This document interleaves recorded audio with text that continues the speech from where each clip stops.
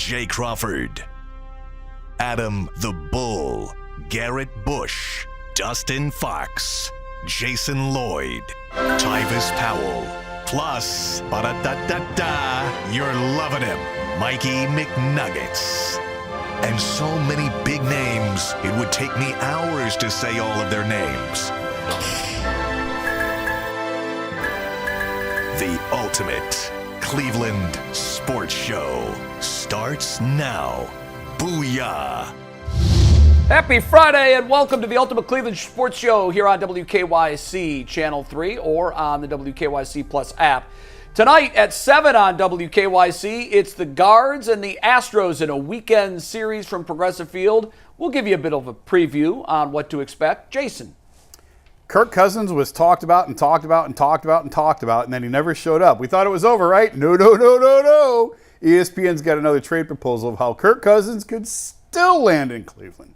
We'll talk about it. G. I'm G. Bush, and Derek Carr versus Deshaun Watson. Talk about a lot of broken quarterbacks today. Boy, I tell you, and I got to tell you why I'm actually siding with Deshaun Watson on money issues. What? He ain't going to wait till this one.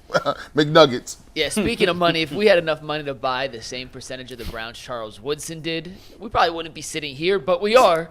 So we're going to pretend we had that money and talk about what we do if we did. But, G, let's start with that Derek Carr, Deshaun Watson conversation. Derek Carr retired from the Saints a couple of weeks ago, and for the first time he spoke out about his decision to retire. He spoke with Front Office Sports, and he had two quotes that really caught my eye. The first, and asked why he retired, Derek Carr said, quote, "That part was tough because I didn't want to have surgery and just sit there and it sounds crazy, but just take the Saints' money."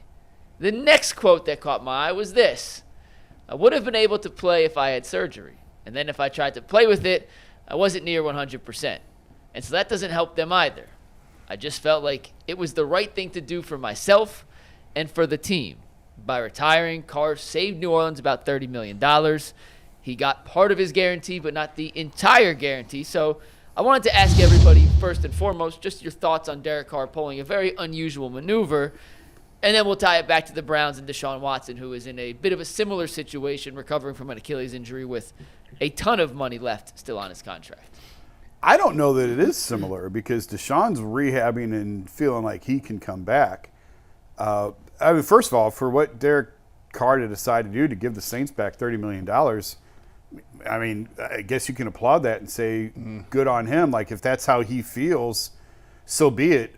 He was only in New Orleans for 2 years. It's not like he was in with the Raiders for a lot longer. So if he felt some sort of loyalty to the Raiders, I can understand that. 2 years isn't very long at all. Personally, I don't think Deshaun owes the Browns a dollar. Like, they're the ones that signed him to the contract. They were willing to sign him to the deal. Take every dollar that's owed to you. So, and he is trying to come back and play. Now, I don't know that necessarily it's going to be here. I know that there's starting to be rumblings that maybe Deshaun will come back here. I personally can't see that happening. If he wants to have a comeback, I think it's going to have to be elsewhere. But I don't think he owes the Browns $1. Collect every dollar that's owed to you. Yeah, man. It ain't his problem that he ain't no good or is not living up to the contract. They gave it to him. It's guaranteed. And I'm going to tell you what. Derek Carr, it says more about Derek Carr's character. He's a very God-fearing man. He's a very religious guy. Mm-hmm. He's a family man. He's very principled. I remember the conversation when he left the Raiders and how emotional he was about just what was going on with the Raiders. So he's a different type of guy. Like, I commend him for doing that. But, yeah, we can't do that. My wife wouldn't even let me get $5 back. She's like, what are you talking about? That's already spent. That is tucked away. $30 million? Like, you just, we can't do that. That's not going to happen. But I congratulate him. But a lot of players, and I think another thing that is prevalent here too, we got to understand. There's no question that he can come back and Derek Carr can do something outside of football. He has a great reputation. He's done a lot of different things. He's really good speaker. He'll be like his brother. He'll be in broadcasting soon. Right. But guess what? Deshaun Watson, we don't know if he's ever going to play again, and I don't think there's the same type of I don't think Amazon's calling him to be part of Thursday Night Football. Yeah, he's not going to be in broadcasting. NFL Network is not hitting him up like, come on, like, so he better get every dollar he can. Yeah, I don't think they're similar situations at all. Derek Carr has 1 year left on his deal. Deshaun Watson will be walking away from 2 years. Yeah.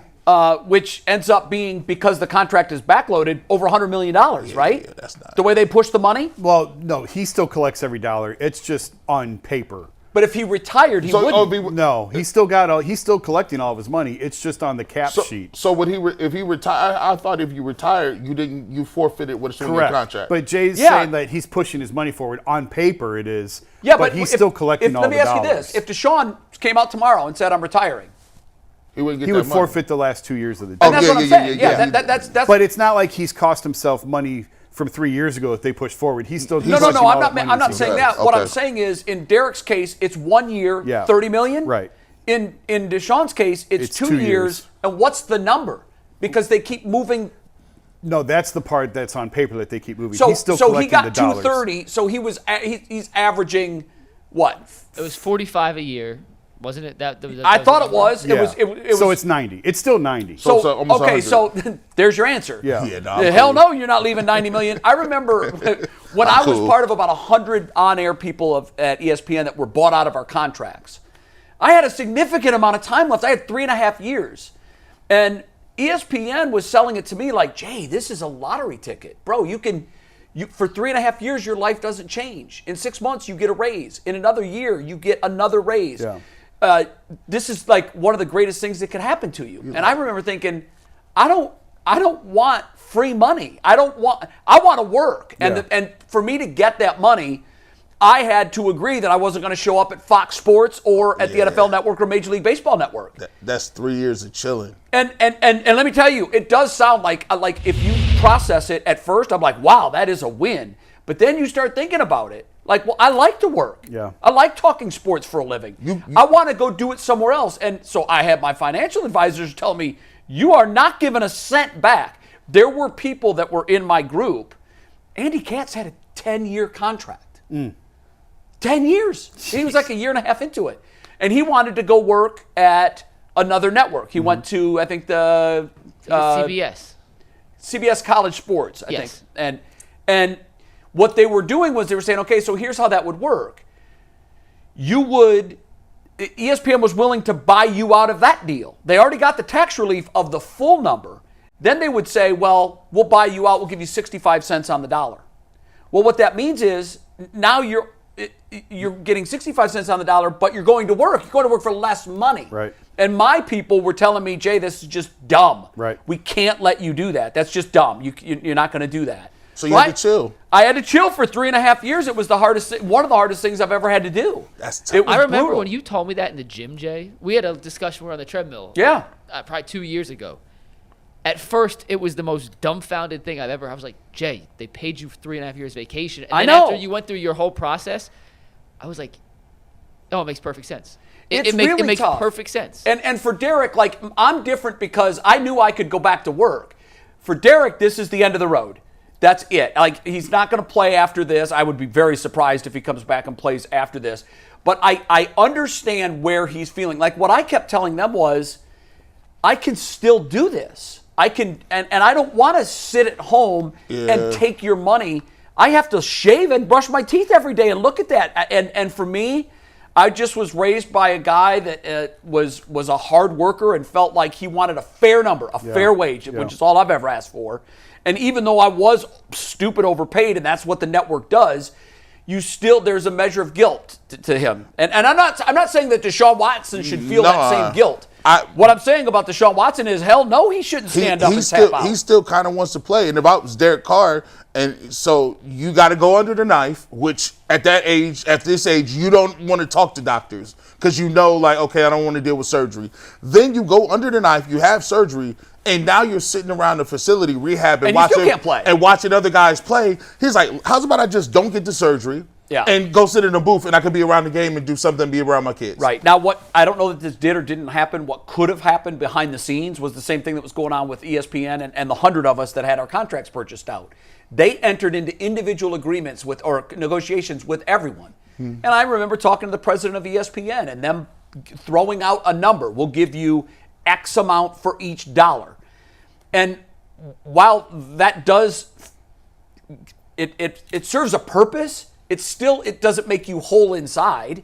You're still taking all this money for nothing in return. And there is still a measure of, God, you just feel dirty about doing that, about taking anything for nothing. And you're conflicted because you probably still want to be where you are, working, doing the job you're doing. In my case, I didn't. I wanted to come home, and they knew that. They knew that before I signed that contract, and it gets complicated, but they exercised their right of first refusal, which sucks. It basically means they have a hold on you. Mm-hmm. So even though your contract is up, you have an offer to go somewhere, they can say, no, we'll meet that offer and you'll stay here. Yep. And when that happens, that's even worse.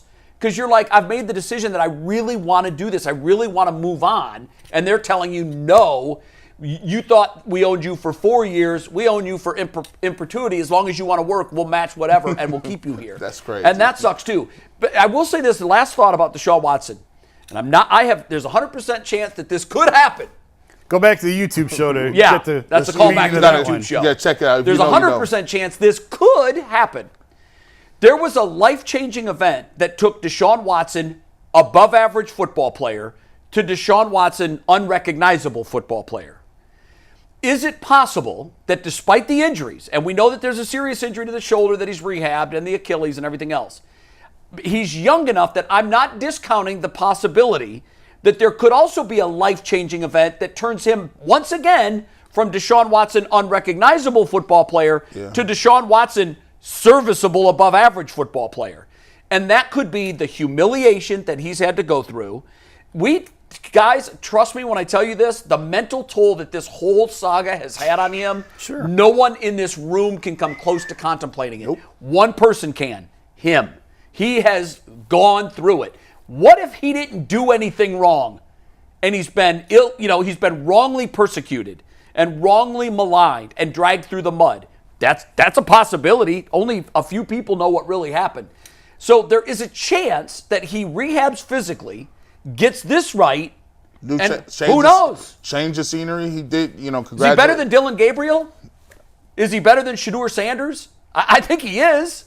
And there's a 100% chance that either one of them could be our starting quarterback. Could be. Maybe a change of scenery does it. We don't know. We'll see. Speaking of potential starting quarterbacks, ESPN put out a article earlier this week with some trades they would like to see happen before this official start of training camp. And one of them involved the Cleveland Browns. This one came from Jeremy Fowler in particular, but he proposed a deal between the Browns and the Falcons where Kirk Cousins, a quarterback the Browns had at least interest in prior to signing Joe Flacco in the draft, would end up back in Cleveland with a 7th-round pick for Kenny Pickett, a 6th-round pick, and cash considerations. In this deal, Atlanta would pay almost the entire majority of Kirk Cousins' salary. The reasoning, according to Jeremy Fowler, was that the Browns, would get another veteran quarterback in to compete against Joe Flacco for the quarterback one job, while the Falcons would get rid of the contract and Kirk Cousins and bring in a younger backup to play behind Kenny Pickett. Gee, I saw your face when I put this on the screen. This makes no sense to you whatsoever, does it? I was looking at my counterparts like maybe I don't know something.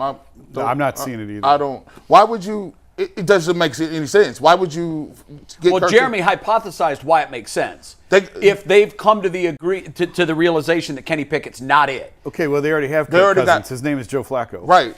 No. But Jeremy, what he theorized is this would make a competition for Joe Flacco. If you don't think that Kenny Pickett is going to give him the adequate competition for the starting job, then you bring in another guy of his ilk, not these two rookies, a guy that's done it in the league and had success, and you have him compete. Because, guys, if they have made that realization, why are we holding Kenny Pickett? And if they have come to that realization, and I ask you, gun to head, Kenny Pickett for Kirk Cousins, you're going to tell me Kirk Cousins isn't an upgrade from Kenny Pickett? I don't. Again, why are we collecting old guys, broken down quarterbacks? It's what Jeremy. It's exactly what Jeremy said. It's competition for the starting job. Now, the reason I discounted it and say this isn't what's going to happen is because I think the Browns have already come to a place emotionally where they're perfectly fine with either one of these young kids starting a large number of their games and them winning 3 games this year. Like it's a win-win for them. You bring in Kirk Cousins, your football team's better than if you have. Guys, let me ask you this. Is Kirk Cousins better than Kenny Pickett? Yeah. Okay, in a vacuum, would you rather have Kirk Cousins or Kenny Pickett? Kirk Cousins. Okay, we don't so live in a vacuum. In that vein, though, if you're trying to make your team better, that's the move you make. They're not trying to win like that. They listen, you know what they're going to do? It does you no good to have these two guys that are 40-plus years old on your roster when you got two kids that you can play to find out what you got. And guess what? If they turn out the bomb and play terrible the rest of the season, look, you just improved your draft stock. You got a first-round pick. You got another first-round pick. Or if the kids turn out to be something and you sneak up and you get one of those lottery tickets, go back to the YouTube channel, you get a lottery ticket and you scratch it off. I've won. Now we get rid of everything that we talked about with Deshaun Watson because now we just got a franchise quarterback for free, 3rd or 5th round, whatever one you want to take. But I don't understand that one. I'm just switching old guys and Pickett, like who I don't. No, you're trading. You're not switching old guys. You're adding an old guy for a young guy that you've decided because I think the premise of this whole thing was Jeremy even stated if they've decided that Kenny Pickett's not it, then. Why are you keeping him around? Now we get to eat dinner at 4:30, shuffleboard at 6, lights out by 8:30 every night. I'm for it. It is nothing but old dudes running all I'm all for it. No, what you have is, and I love this dynamic, you have 2 old dudes and 2 new dudes. I'd rather roll with the new dudes. I don't need another old dude. Yeah. You have 1 year to figure it out. The Browns told you they were taking a quarterback next year unless proven otherwise. Kirk Cousins just clogs up that plan. How old is Kirk Cousins? 36. 36. He's 4 years younger than Joe Flacco? So if you bring him in here, he's a whippersnapper compared to Joe. He is. He's a young punk.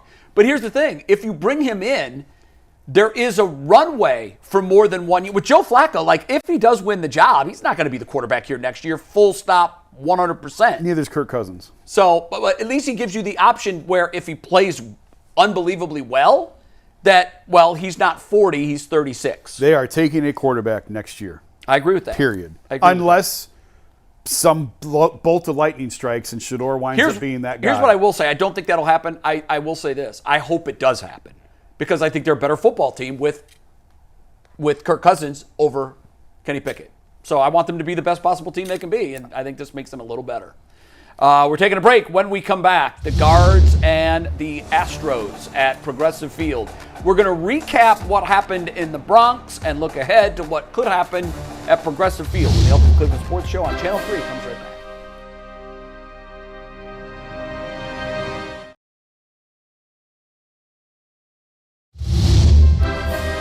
Welcome back to the Ultimate Cleveland Sports Show. Let's take a peek at Progressive Field. I'll say this, coming in, it was an odd day. Overcast. Yeah. Gloomy. Gloomy.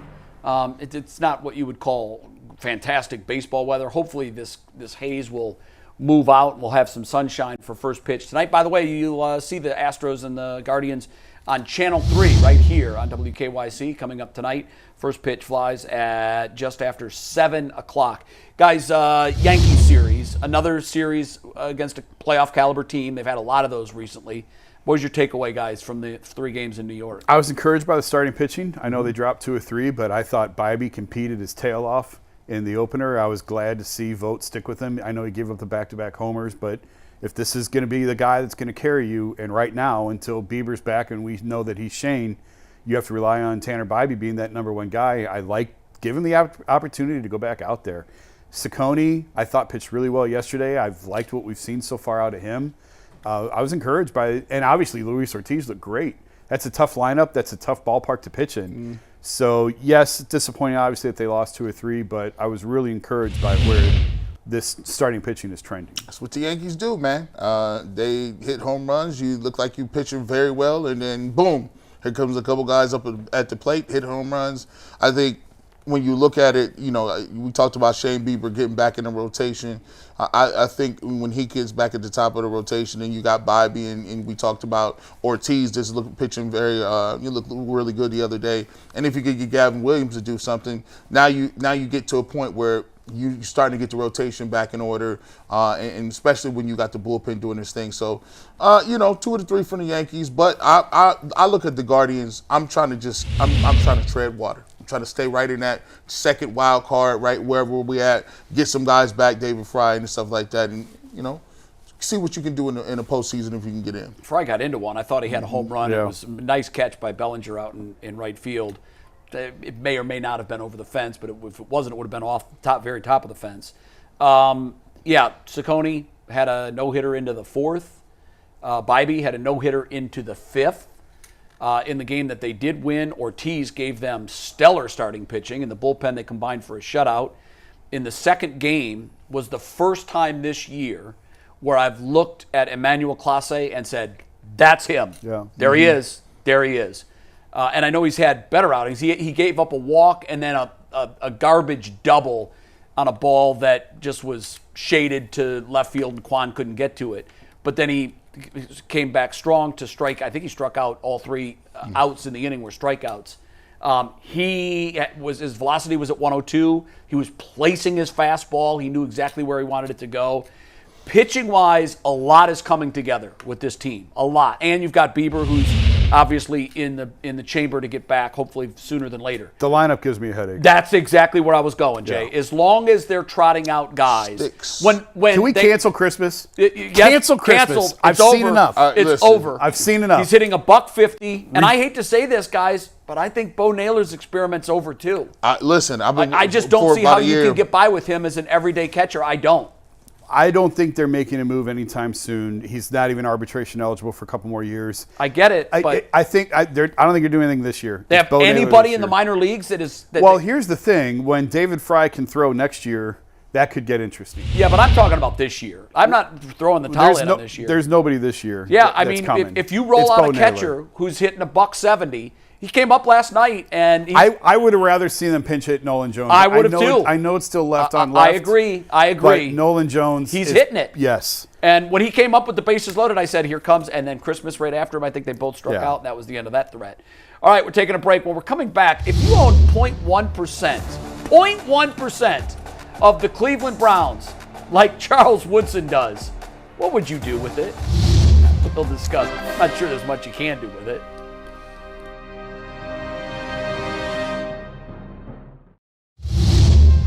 Welcome back to the Ultimate Cleveland Sports Show. I've always said that if you're going to be a sports owner of a team, you better own 50.1%. Otherwise, you're along for the ride. Yeah. And that's kind of what we're looking at now. Charles Woodson, symbolic part owner of the Browns. He bought 0.1% of the team, which by our math, would be about $600,000 with an estimated worth of $6 billion. I think that's right. No, about $6 million. If it's $6 billion. It's $6 million. Oh, is that what it is? Yeah. Oh, Yeah. okay. Well, yeah, because it's 3 zeros. 60 million would be. Yes, you're right. 60 million would be 1%. You're right. 6 million. I mean, that's a big piece of money, but what does that get you? I don't even know if it gets you free tickets. Charles Wilson, I didn't know Charles Wilson had $6 million liquid like that. That's good defensive he made back good money. money. Well, no, he made a lot of money for a lot of years. $6 million. Maybe he's doing good with his money. Shout out to you. But I mean, to me, what do you get for that? Can you walk up in the stadium and just get you something? I don't even know if it gets you free beer. Can probably get you 2 tickets to every game. That's expensive season tickets. Yeah, but I mean, these are investment vehicles. You and I, when we want to invest money, we buy real estate. Yeah. Wealthy people buy teams because the investment always goes up. It never goes down.